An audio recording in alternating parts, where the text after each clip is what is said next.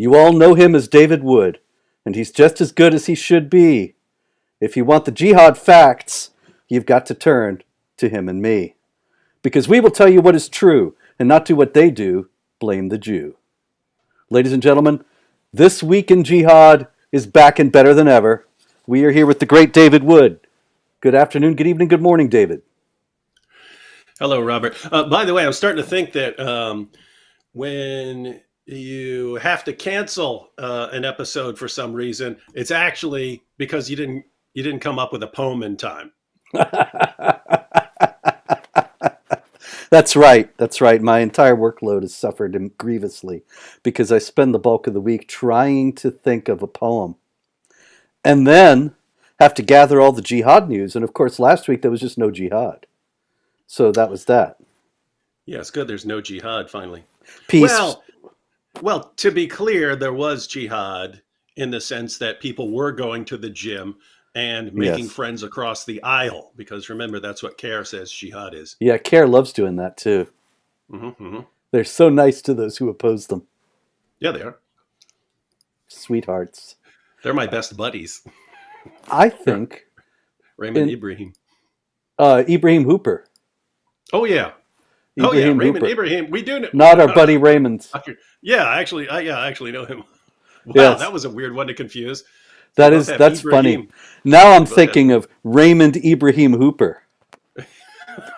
That would be awesome, because those guys are polar opposites there. Yes, they're constantly fighting, constantly having an internal struggle, an internal jihad. Anyway, since you mentioned him, Ibrahim Hooper, let's lead off with Ibby.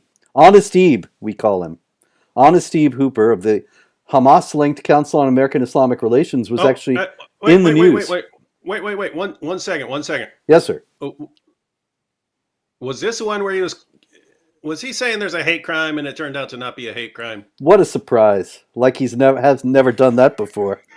Happened like 90 times. Oh, yeah.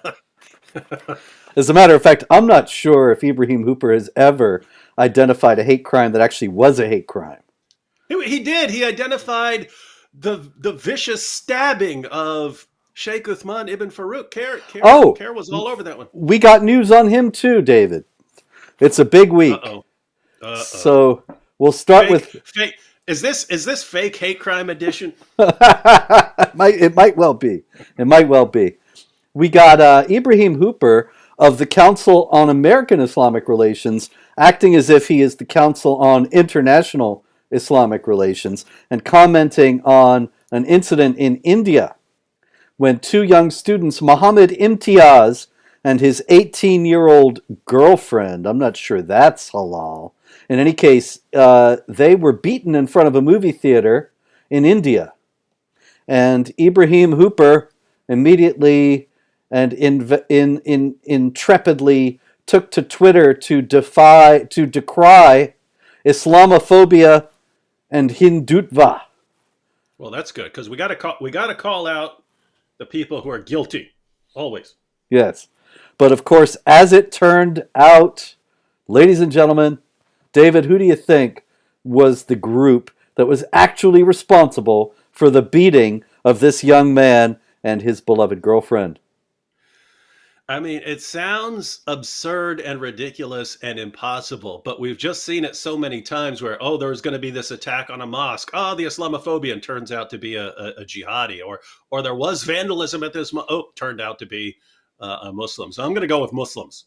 You are correct. Shocker. Really, you're running up a big account here. I'm going to have to take out a loan to pay you back because I owe you so much prize money at this point. I don't know where I'm going to come up with it. Ladies and gentlemen, the donation jar is open. In any case, you'll be able to on your Allahu Akbar winnings alone. In any case, the reality of the situation in India was that the Muslims were angry that this Muslim couple was going to watch a film that actually has Hindu characters and Hindu themes. And they thought that this was somehow offensive to Islam. So big fail for Ibrahim Hooper this week. And oddly enough, he's getting behind a fake hate crime. Uh, And Meanwhile, yes. and you know what's really messed up, because you know as well as I, these go way back. I mean, it used to be like endless. Every week there was a new hate attack, and then every week it would turn out to be exposed 3 days later as not a hate attack. But what's amazing is that some of these you can find people years later and they still think they were hate attacks, because Hmm.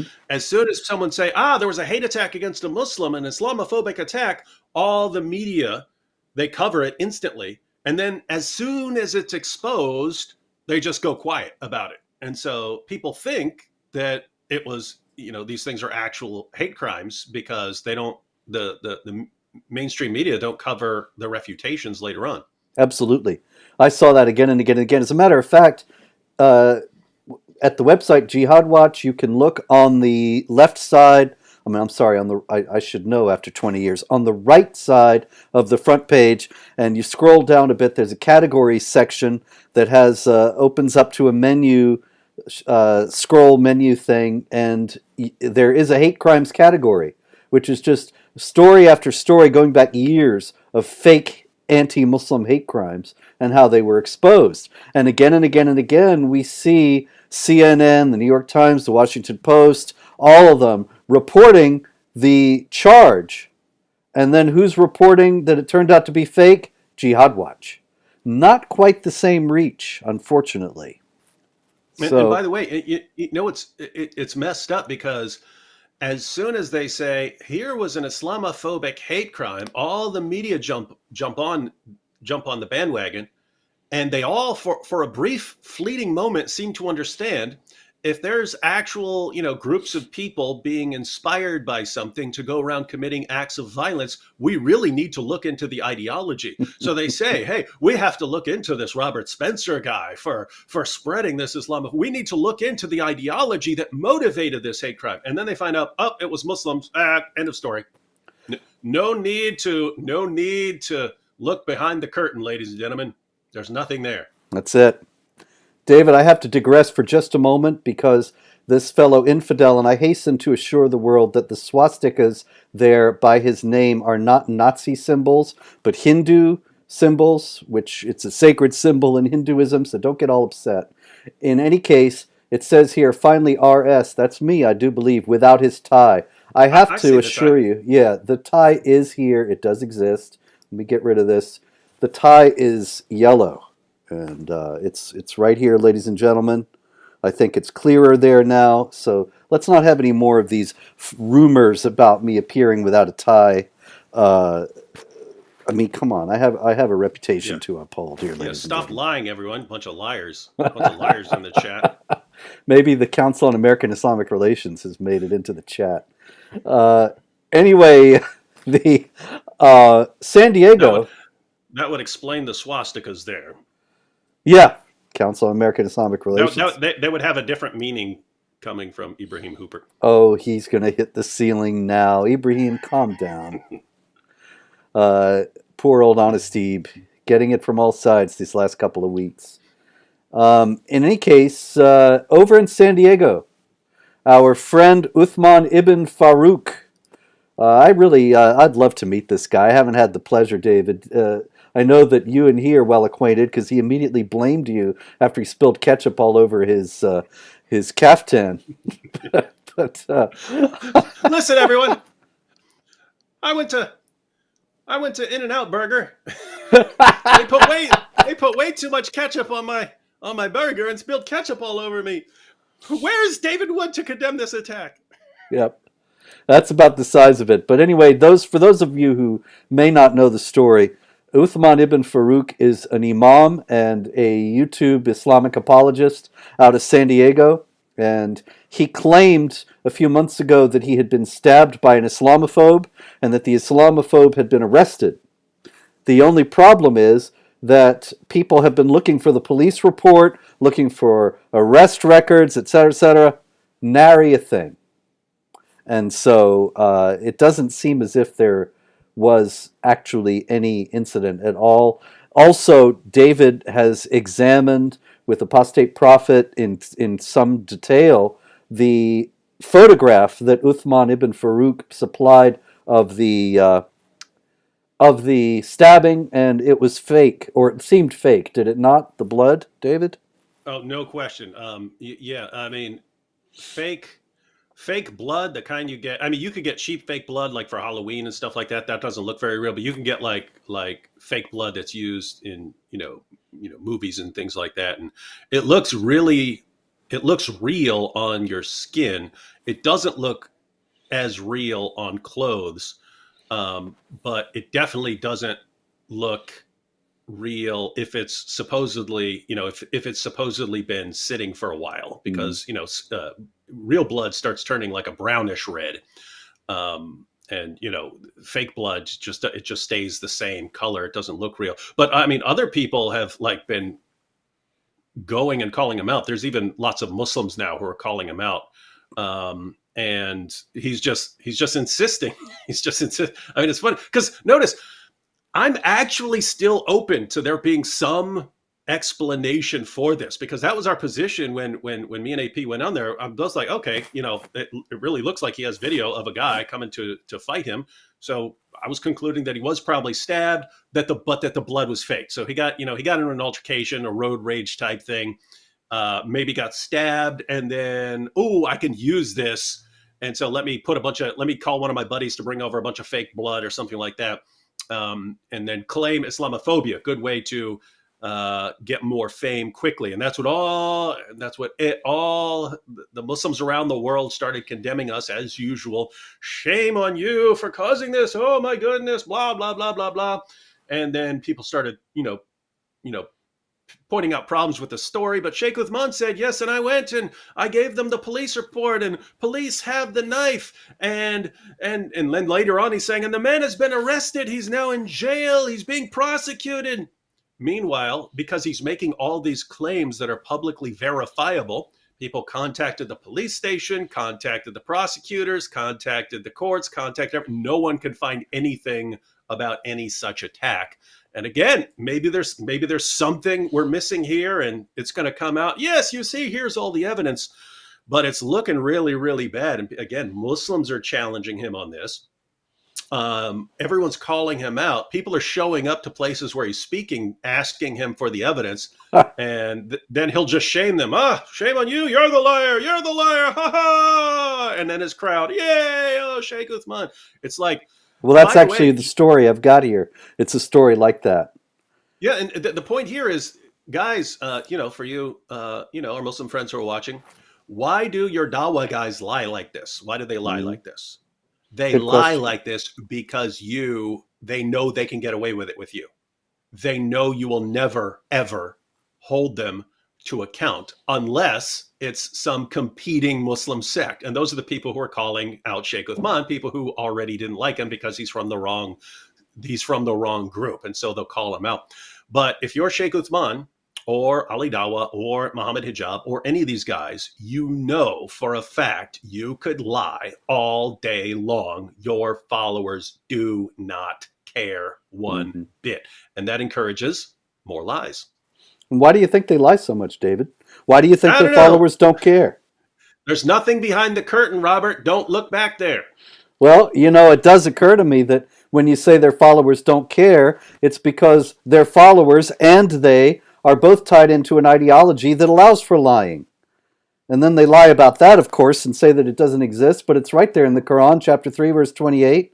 Don't take unbelievers as your friends and protectors in preference to believers, unless you're doing it to guard yourselves against them, which commentator after commentator, going back to the classic commentators and the alleged companions of Muhammad, or the alleged companions of alleged Muhammad, they all say this means we can deceive the unbelievers and pretend to be on their side. So why is this even controversial? We smile in their faces while cursing them in our hearts. Yep, Abu ad-Darda. Mm-hmm. So, another thing that you actually explained to me that I would never have known was that the blood was spattered on his shirt, and that if it's a wound, if the blood is coming from inside Uthman ibn Farouk, it's not going to spatter. But if it's splashed onto him from outside, then you get splattered. And I thought, oh well, that certainly makes sense. Yeah, I've had my face smashed in repeatedly fighting when I was young. Real blood soaked into clothes has a distinctive look. I've fortunately never been stabbed. I know several people who've been stabbed, and I've seen the wounds and so on. And yeah, you don't get the splatters that look like it was flicked on there from outside. If it's soaking if it's soaking your clothes from inside, it just you start getting a bigger and bigger spot of blood. Hmm. If it looks like it's been with Sheikh Uthman, it looks like it was flicked on him, flick flick flick flick flick, spattered all over him. My goodness, I don't think they thought this through. But no. anyway, the story that I've got here is about a journalist who works for Focus on Western Islamism, which is, I believe, part of the Middle East Forum constellation. And his name is Ahnaf Kalam. I don't know if Ahnaf Kalam is a Muslim, but he certainly very well may be. And he went to a mosque in Aurora, Colorado, where Uthman ibn Farouk was the guest speaker. And he started asking him questions about this alleged attack.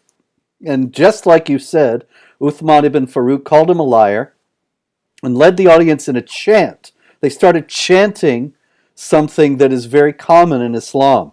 What do you think they were chanting, David? I'm tempted to break out the wheel of jihad, but I'll just let's just skip to the end, and I'll say Allahu Akbar. Yep, you got it again. And so then they marched this guy out of the building. Karim Abu Zaid, the imam of the Colorado Muslims Community Center, grabs hold of Ahnaf Kalam and marches him out the door while the crowd is cheering. And Uthman ibn Farouk, as this is all going on, he says, "You see these Islamophobes? They come lying themselves and they accuse us."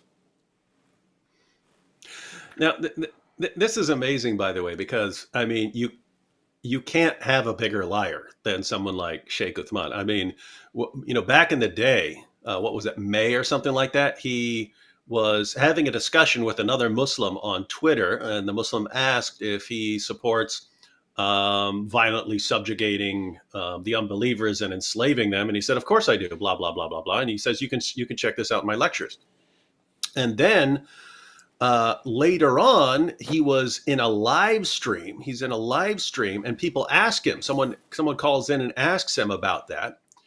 And he says, "Yeah, when I said that, blah blah blah blah blah." She starts describing what the interaction was, and it's being taken out of context and so on. Oh, context. Then There it is again. Then all of us started using that, saying, "Look, this is what Sheikh Uthman really says when he's talking to Muslims. Very different from what he says to us." That's when he said, "No, no, no, I never tweeted that.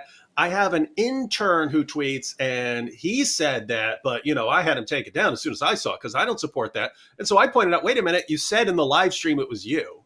You said that, and you explained the context of your discussion, and now you're saying you didn't say that. So what's going on?" And then his response was, I didn't watch his response, but I've heard people said that his response was, I said that I said it, but I didn't say I didn't tweet it. Ha ha! I never said I tweeted it." This And sounds and then like how they explain the Quran passages. his followers start bombarding the comments section of my videos. Ha ha! You've been refuted. Sheikh Uthman proved that it wasn't him.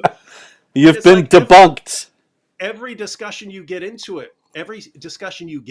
with him, he's constantly lying, and his followers are just sitting there smiling and nodding at everything. I mean, I've sat there with him, and like we're reading a passage of Ibn Kathir, and he'll say Ibn Kathir is saying the exact opposite of what he's saying. Mm-hmm. I mean, precise, like whatever Ibn Kathir is saying, he'll say no, and he'll argue that he's saying the opposite. But he's surrounded by his followers, and all his followers going, "Yeah, great point, great point." And the psychological impact that has on you over time is, I can say whatever I want, no matter how obvious the lie is, and no one will hold me accountable. That's And right. that's why you get Sheikh Ibn Ketchup, right? Yep. That's when you end up with ketchup attacks. He realizes you get this feeling of invincibility. I can get away with anything. He could get away with murder and just say he didn't do it to his followers. It wouldn't matter if they found a bloody glove in his pocket. It wouldn't matter. It wouldn't matter if he said he didn't do it. They just believe him. And again, ladies and gentlemen, that's how you get liars representing you. And this is a larger phenomenon. People are saying I'm too loud. I don't know how to turn it down. Do you know how to turn it down? Yeah, you have you see the little controls where it says like you and guest or something like that. Yeah, I see that. Oh, and I'm going into the red. Yeah, I'm too loud. Yeah, there's a little round thing on one. Click on that and drag it back, and that turns your volume down. Okay, let's see. Click on that and drag it back. Okay, how about now? Nope, looks like needs to be dragged back more. How about now, ladies and gentlemen? Well, we're going to go with that. Anyway, let's see. There was something I was going to say, and I got distracted by the microphone. Oh, yeah, this same phenomenon that you're talking about, I've seen in much more sophisticated contexts than Uthman ibn Farouk. Trita Parsi, who is a very influential individual, or at least has been, he is the founder and the head of NIAC, the National Iranian American Council, an Iranian advocacy group. And a few years back, there was a guy who said in an article that NIAC was an advocacy group for the mullahs, an advocacy group for the Islamic Republic of Iran. And Trita Parsi actually sued him for libel and lost because the guy was able to establish in court that NIAC really is an advocacy group for the Islamic Republic of Iran. And they're getting a lot of heat for that right now because with everybody seeing how terrible the Islamic Republic really is, people are finally getting upset with NIAC. But I remember having a back and forth with Trita Parsi on Twitter a few years ago, and I said, you're an advocacy group for the Islamic Republic of Iran. And he said, this is a total lie. You are lying. We were exonerated in court and shown that it was proven in court that we were not an advocacy group for the Islamic Republic. And I said it was just the opposite. That the guy won the case against you. I have the records of this. And of course, he just brushed that aside completely. And all his friends and followers were saying, oh, you have debunked the Islamophobe. But it was just as dishonest as what Uthman ibn Farouk is doing now. Yeah, and again, it's something you could do over and over. People also call him Sheikh Ibn Footnote because he was challenged to produce a hadith that shows what he said, and he came back and supposedly produced a hadith, and it was something like the part that he was supposedly showing that he was right was actually a footnote, and even then there was like a typo that made it what he wanted to say. And you know, if some completely incompetent person did that, then that would be one thing. But he claims to be an expert in hadith studies and so on, hadith classification. So you got to take your pick. Either you're so dumb, you're so clueless that you don't know the difference between, you know, a hadith and a footnote, and you can't tell when there's a typo, and you can't tell those kinds of things, which means you're completely incompetent. Or you did know that that was a footnote, you did know that that was a typo, and you lied anyway because you thought you could get away with it.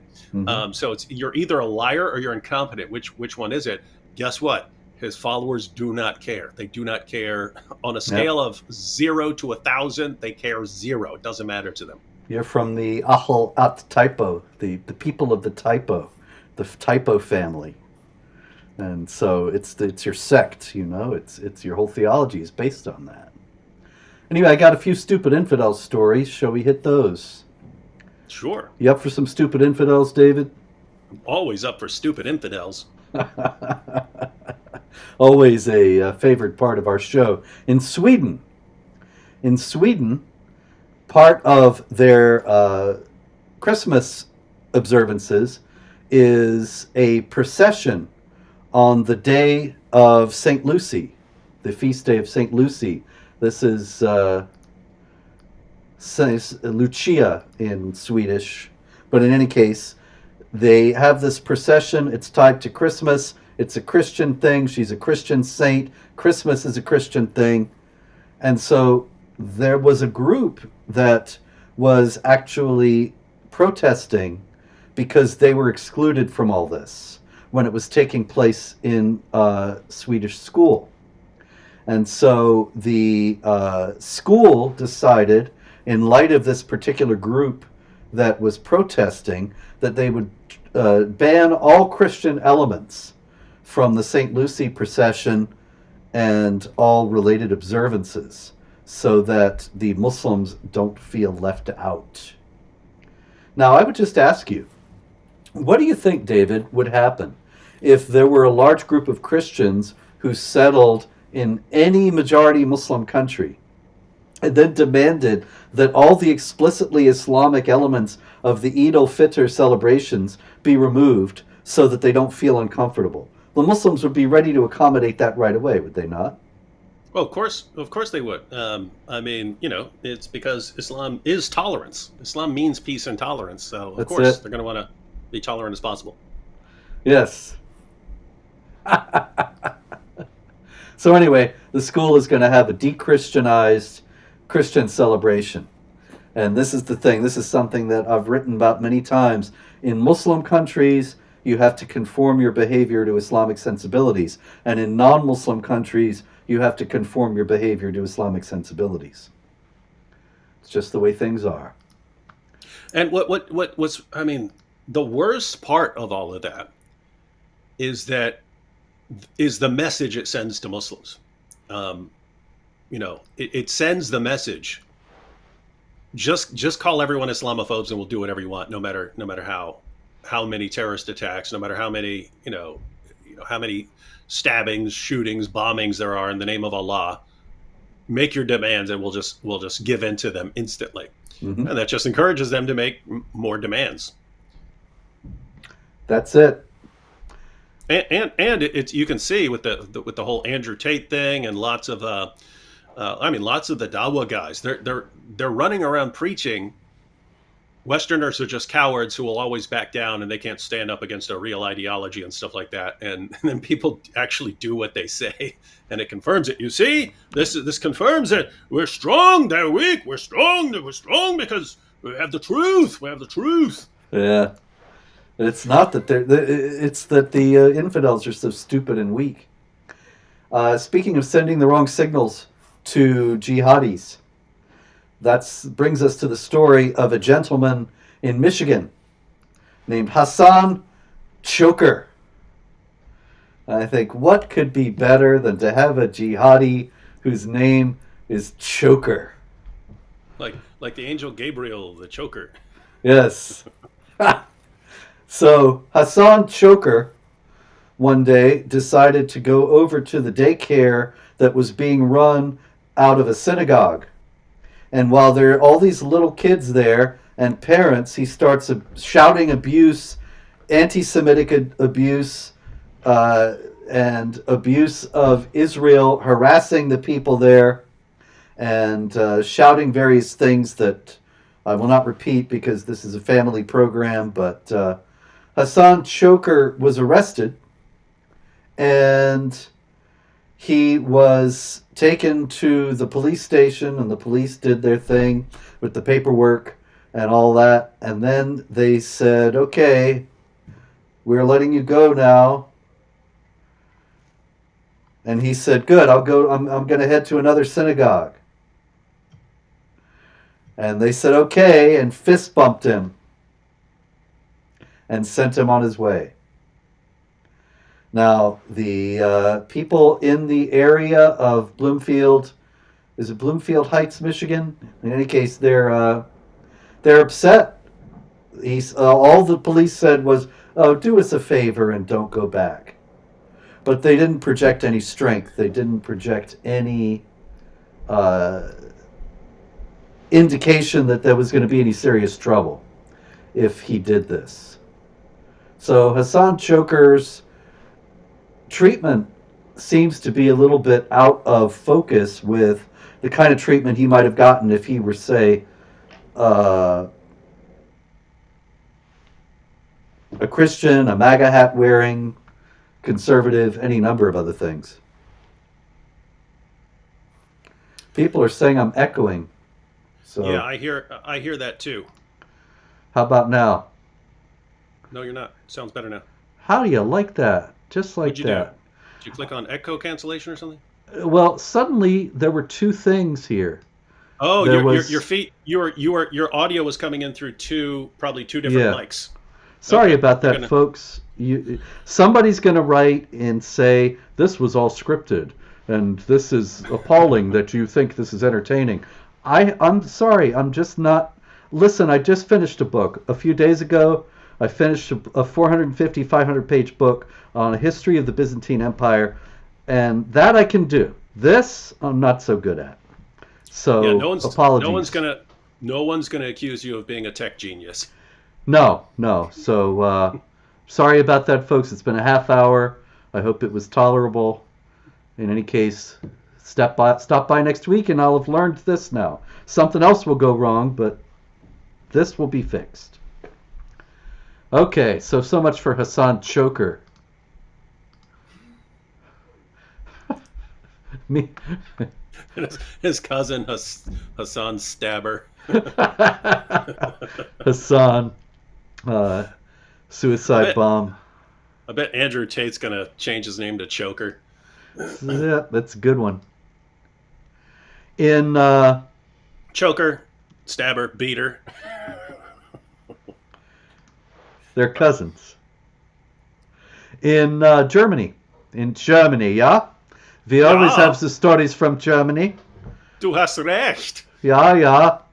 Und in Frankfurt, in the University of Frankfurt, this happened. Yeah, we have these were actually leftist, non-Muslim climate activists, and they went and occupied the law lecture hall in the University of Frankfurt after beating up some police officers.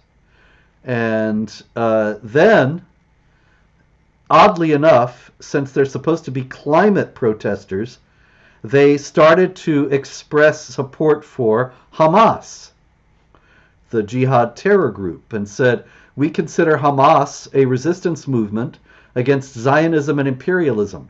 From this perspective, we support Hamas unconditionally in its military and non-military struggle against Israel. Now, why might that be unwise for these folks, David? Because I mean, there are like 8 reasons, but I mean, the most obvious would be like, I mean, these would be some of the first people subjugated. Indeed, they would be. And also because, of course, Hamas delights in blowing up civilians, lobbing rockets into civilian areas, all manner of things that infidels ought to know that these are not people that are going to be your friends. Um, Yes. I was just going to point out that like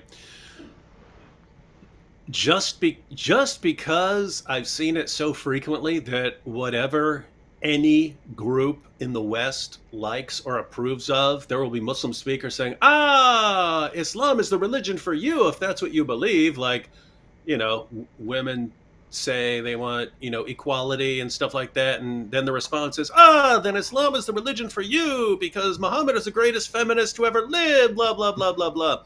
And people like science and the Quran is a book of science. It contains these miraculous scientific insights that couldn't possibly have been known by Muhammad. Like anything anyone happens to like, and this allows them to form alliances with like LGBTQ groups, even though that they're I mean, if you think of two groups that do not belong together, it would be those two. But they'll just say whatever they need to say in order to win support from any group. So I was just thinking if climate activists went up and started talking to a Dawa guy, we really want to do this. We got to save the planet. We got to stop the global climate change, and like Muslims would, Muhammad was the greatest climate change activist of all time. There's all these passages in there about, we need to do something about climate change. So convert, sign up. I remember Linda Sarsour a few years back saying Muhammad was the first feminist. Yeah. Oh yeah. So convert, and then you can help Hamas. Ha. Speaking of Hamas, actually, the Lockerbie bomber, he was not Hamas, but it was in the same constellation of terror groups pre 9/11. The man who built the Lockerbie bomb that killed 270 people in Lockerbie, Scotland, when a plane was bombed out of the sky, 259 people on board and 11 people on the ground in 1988. And he was just extradited to the United States for trial. And I thought his photograph was interesting. If I put this up here, will you see this, David? There he is. Abu Aguila Muhammad Masood. And he seems to be accused of, it doesn't seem to be, he was accused, stands accused of building the bomb that killed all those people. Can you see the picture? No. No, I don't. Everyone else does, so you're good. There is a setting so that I can see it, but we can worry about that later. It's not Okay. essential. I can see it on the regular video screen. I love that it says Robert Spencer under the guy's picture, but in any Yep, case, there it is, Robert Spencer. That is a photographic negative of Robert Spencer. But this guy has a very prominent Zebiba. Yep, I see it. A very, very nice, well-developed Zebiba. So, what do you think that might tell us, David, about his motivations and intentions and goals? Well, I mean, according to the Quran, that's the mark of a true Muslim. There you go. So, somebody who totally misunderstood Islam to the extent that he killed hundreds of people in its name and in accord with its teachings is turns out to be a devout and observant Muslim. It's very Shocker. strange. A Zebiba. Somebody's saying, "Oh, what? A Zebiba." I believe the word means raisin, but in any case, it's the mark on your forehead from prostrating yourself all the time. You hit your head on the ground 5 times a day and multiple times during those 5 times, and you're going to get a mark on your forehead that stays. It's a kind of a badge of honor, a sign that you're prayerful. I've always assumed that if that gets you cool points in Islam, having that mark, like, don't you think that guys make sure they really bump their noggins a lot, like oh yeah, I'm gonna bow down.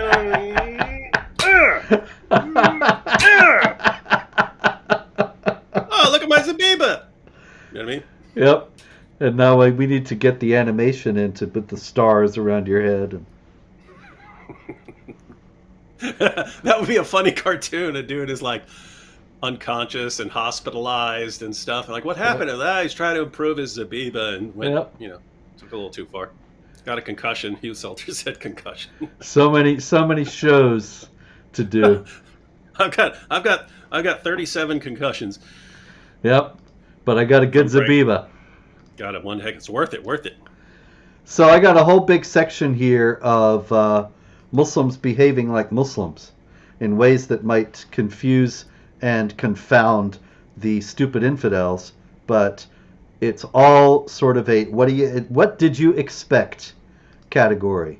Over in Indonesia, there was a suicide bombing and a police officer was killed, and the bomber left a note that he was protesting against the Indonesian criminal code because it is the law of infidels. And he declared his intention to fight the satanic law enforcers. Because what law does he want implemented in Indonesia? Sharia. How do you know this stuff? Isn't it amazing? It's like, okay, if you just have purely non-Islamic law to accommodate, especially in a place like Indonesia where you have a lot of different groups from a lot of different backgrounds. Mm-hmm. If you were to, if you make laws that are just, generally tolerant, then you have to die. But if you impose quite a bit of Islamic law, but not enough, then you still have to die. And so it's like, unless you adopt full Sharia, there's always going to be people trying to kill you. And then, of course, if you adopt full Sharia, you're going to be killing everyone anyway for violating Sharia. So no matter what happens, a bunch of people die. Indeed.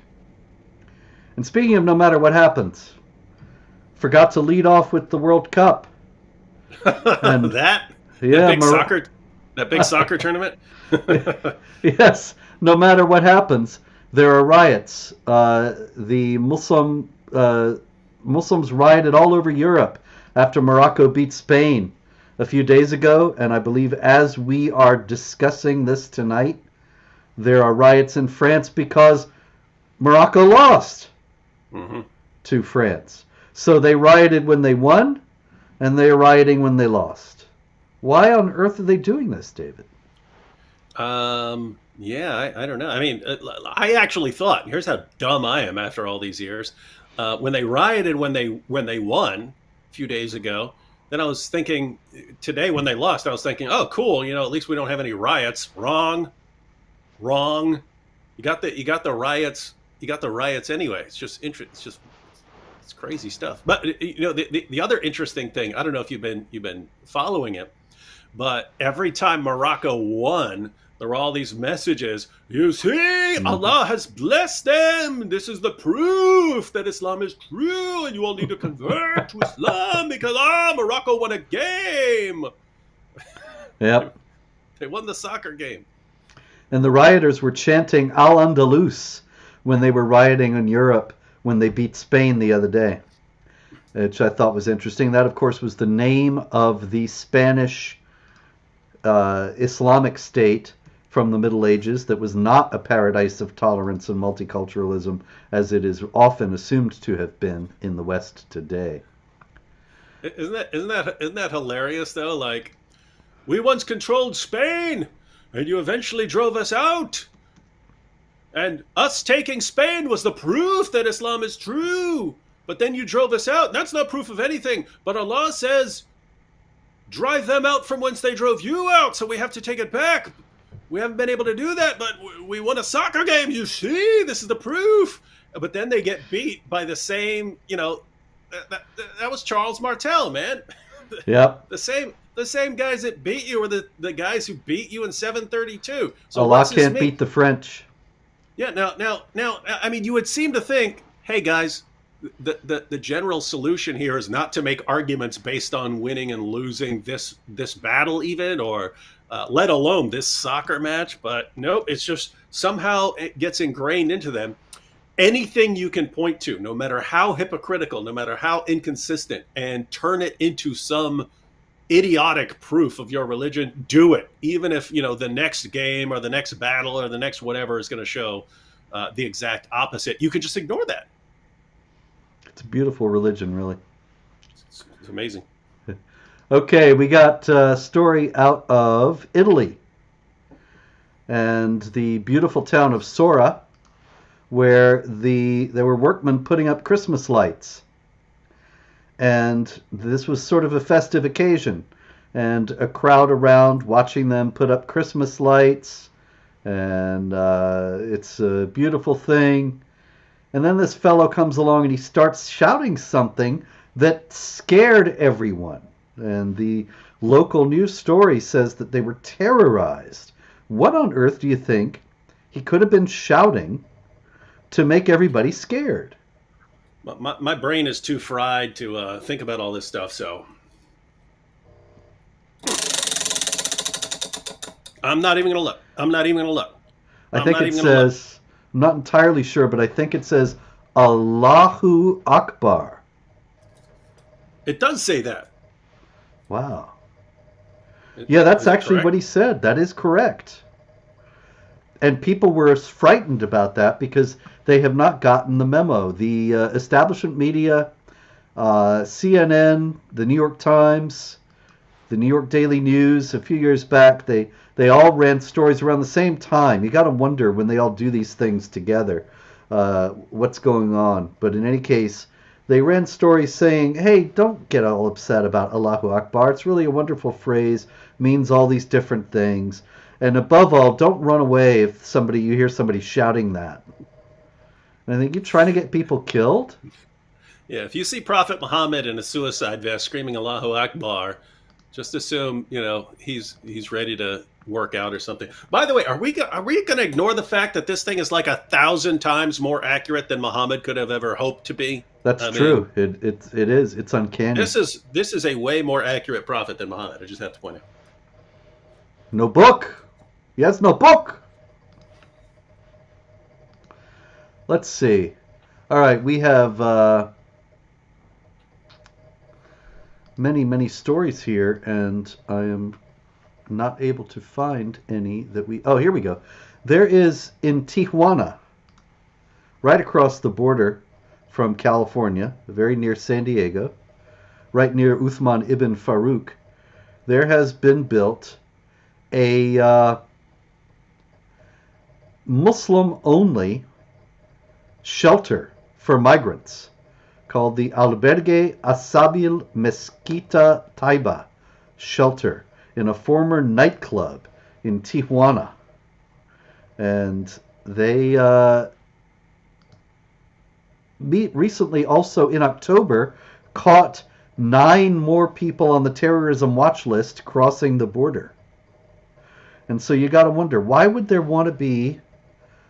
anybody want to establish a Muslim-only migrant shelter on the Mexican-U.S. border? What on earth would be the point of that? What do you think, David? No idea, but it's whatever the intentions are, they have to be completely peaceful. Yes. So you don't think there's any connection between that and the fact that there have been now 67 people on the terror watch list apprehended trying to cross the border in the last few months? No connection whatsoever. But my goodness, think, because we keep hearing about all the people that get by these guys, Mm-hmm. and I think it's up over a million. I think it's up over 1 million over the past 2 years. Mm-hmm. But I mean, if you catch that many guys who are on the terror watch list, but you don't catch a ton of people crossing the border, that's exactly it. It seems like, just mathematically, it seems like you got a bunch of terrorists who have entered the country illegally. I don't think there's any doubt about that, and I think that ultimately we're gonna find out, because if there are so many terrorists who got through, they're gonna let us know. You can find Okay. them. You can find them at the gym where they're waging jihad on those weights. Exactly. In India, in Uttar Pradesh, a gentleman named Muhammad Anwar woke up his wife Monday night because he wanted to engage in sexual relations. And then a little bit later, he wanted to engage once again in sexual relations, and she refused. Now, David, that's venturing into forbidden territory for her to refuse. There is a statement attributed to Muhammad. If a husband... The angels will curse her until morning. That's it. So he strangled her to death, Muhammad Anwar. This is the kind of thing that's going to happen. Now, I've had Islamic apologists say to me, but Islam does not tell you can kill your wife. No. But if it says the angels are cursing her because she's done this, and that you can beat your wife, well, sometimes accidents happen. You don't know where the beating is justified and where it must stop. And she can end up dead. Or, as I've pointed out repeatedly, if you're commanded to, no matter what you're doing, sleeping, cooking, whatever, when your husband wants sex, you have to do exactly what he says. If you know that, and you refuse to obey him anyway, according to Surah 4, verse 65 of the Quran, you're not a real Muslim. Mm-hmm. And if you're not a real Muslim, well, you're an apostate. And so... you know what they say about apostates in Islam. And so the point is, all kinds of ways to defend this. But notice where that, especially in this instant, notice where all of this starts. Say you can have guys who are, just by nature abusive scumbags, you would hope that society does something along the way to convince them not to be abusive scumbags. And that if they do it anyway, then legal authorities need to step in there, and that woman's friends need to step in there to get her away from that abusive scumbag. You would think that, but then you have ideologies that actually encourage it. If she's the one with the problem, you're not the one with the problem. She's the one who's bad here, and you can teach her a valuable lesson, or kill her as an apostate if you really want. Yep. So out of Austria, yeah, we have another story of the what did you expect variety, and that is that there is a mosque now in Vienna, and authorities are shocked, because this mosque has been discovered to be teaching anti-Semitism, David. Can you imagine? No. How could they be twisting and hijacking the Quran in such a way? I don't know. Maybe they just read the Quran out loud. So they're being investigated, and I think, imagine the embarrassment of the Austrian authorities when they find out that that's what all the mosques teach. That's what the Quran says. But they're not there. The Taliban is engaging in public executions, and a spokesman for the Islamic Emirates of Afghanistan, Bilal Karimi, said the execution took place after many investigations which were aligned with Islamic law. All sides should not have any concern in this regard and should respect it.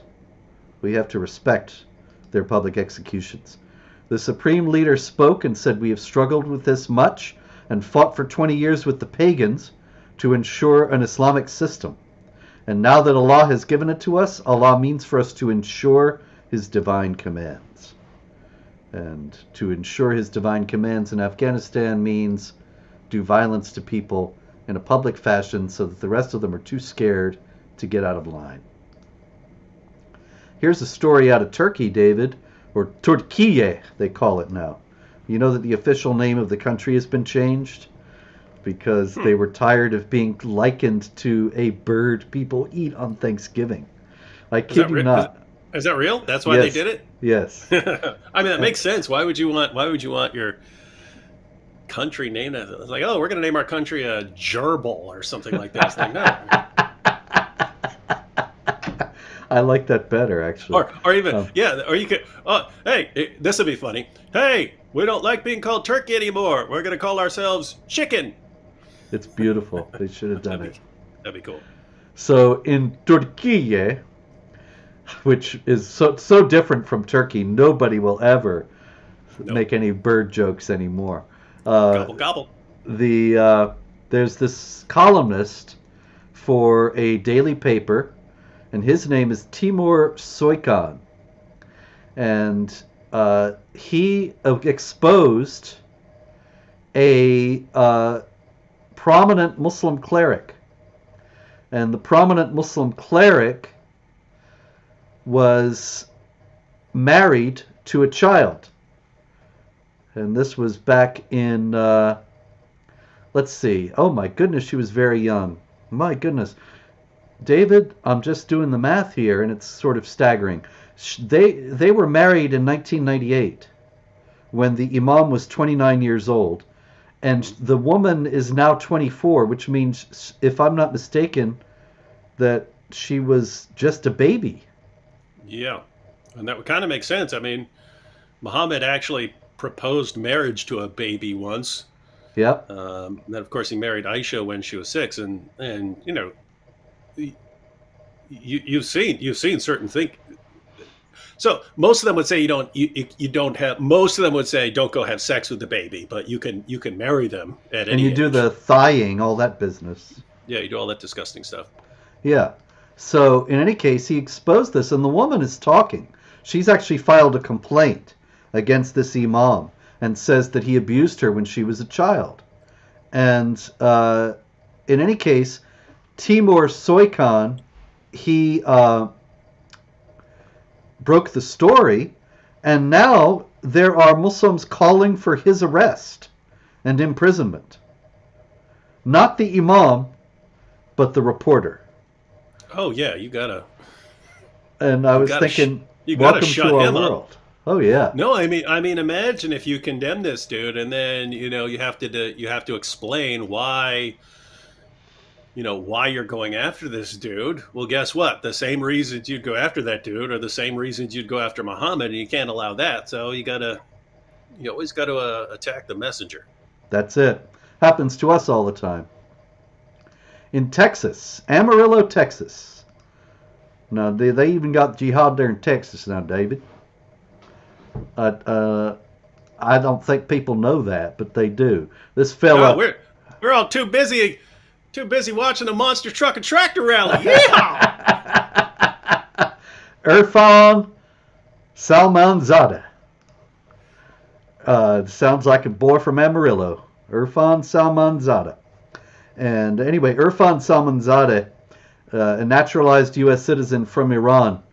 He is 33 years old now, and he recorded a video in July 2021 saying that he was going to blow up Tascosa High School in Amarillo, which is actually where he graduated from.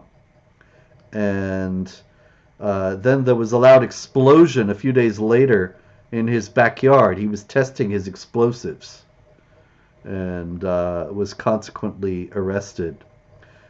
He is now, I believe, he's sentenced. He's going to be sentenced. That was what was announced this past week, that the sentencing is coming up. Irfan Salmanzadeh. I mean, the positive takeaway here is that a lot of these guys are so stupid that they get caught before they actually carry out their attack, or occasionally blow themselves up. But I remember when we lived in New York, and it was like, I counted, there was like 12 in a row, 12 terrorist attacks in a row that were all foiled. And it was almost always because the guys were stupid. Like they're going around, hey, they're going around their mosque. Hey, can you tell me where to get a bomb? I need to figure out where to get a bomb. But like the Department of Homeland Security is monitoring the mosque, which then is interesting later on when groups like CARE complain that you're monitoring mosques, but that's how you caught all these guys. That's it.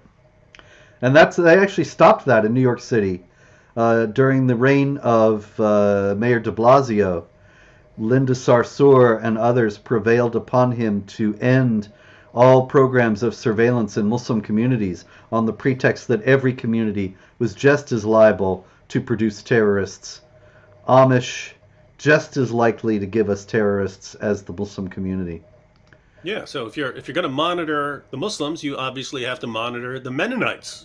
That's of course. Fair is fair. They both start with M. Yeah, same thing. And all religions are the same, so. That's it. Okay, out of Iran, I had a bunch of stories about Iran, but we're running out of time. But there is one I wanted to hit. Our old pal, the Commander-in-Chief of the Islamic Revolutionary Guards Corps, Don't call it that. Yeah, I know. They never call it that in the media. I've seen so many times they call it the Revolutionary Guards Corps, the Iranian Revolutionary Guards Corps, but they never call it what it actually is called, the Islamic Revolutionary Guards Corps. But that is what it's called, folks. You can look it up. And the leader of it is General Hussein Salami. General Salami. I have to say, I'm a fan of Salami. Yeah, absolutely. When he gets together with General Provolone, they're little General Lettuce. Anyway, he said this very interesting thing. He said, today is the time to choose. We cannot take the middle ground. We must choose between the front of Islam and the front of heresy. Now, how can somebody like that think he has anything to do with Islam? I don't understand that.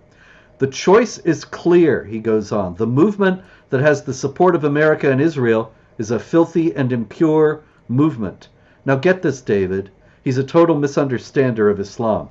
The Quran instructs us, note that I am quoting the Lord, O you who believe, do not take the Jews and the Christians as your allies. Now, he's twisting and hijacking the religion of peace, is he not? Of course he is. What else? What else? What else could there be? I'm so disappointed in General Salami. What a ham. Thank you. Thank you, ladies and gentlemen. I think on that note. Well, 1 second. Yes. A little housekeeping, real quick. Yes. Can you go over to the actual video here? Can I, Spencer? Yeah. Like sure. the real video with the comments and so on. Yeah, sure. So on YouTube. I'm heading there now. I'm gonna have to be sure to turn off the sound, right? Okay. Here I am. It should be going in your headphones. All right, I'm gonna leave a comment real quick. Okay. You click the little dots beside that and click make a moderator for the comments, because see some trolls here, and I would have put the guy in a timeout real quick. Is that the? Am I missing that? Because I can see those over here, but I wasn't really looking much. A guy was posting the entire Ummah lost today, which was a funny comment, but I see. He just keeps posting it. Yeah, posting it over and over again, hundreds of times. So I'm banning him now. Oh, you don't need to ban him. You give him a timeout, but you can ban him. Actually, all I see is the only choices I have here are add to broadcast or ban. That's it. Really? So sorry, buddy. Add to broadcast or ban. Yeah, those are the only choices I got. Anyway, I don't see. Did you leave the comment, David? Wait, did you go over to the actual video with the? In other words, are you on YouTube? Yeah, I'm looking at the YouTube right now.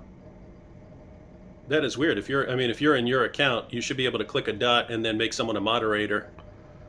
I don't see. I'm sorry. I'm so bad at this. No, I don't see you. Did you say? Oh yeah, I didn't post anything. So okay. I just posted under Apologetics Roadshow. This is me. Yeah, I can. I see that if I click on somebody's comment, it says add moderator. Oh yeah. Click on mine and add me as a moderator, and that way, if I see a guy Apologetics Roadshow, that's you. Yes. You are a moderator. Okay, cool. So yeah, now if just for future reference, if someone's spamming, someone's gonna have to be, like porn. I'll just instantly block the dude. Other guys, other guys, I'll try to give them a little warning or something. Well, how come you have the ability to do that? All I have the ability to do is ban. Maybe my setup is Islamic. Let me see. Anyway, it says I'm a moderator. Yeah, I can go to channel, I can report, I can remove, I can put user in a timeout, or I can hide a person from their channel. So I get way cooler options than even you get. This is funny. This is odd. Anyway, ladies and gentlemen, the world is full of oddities and mysteries.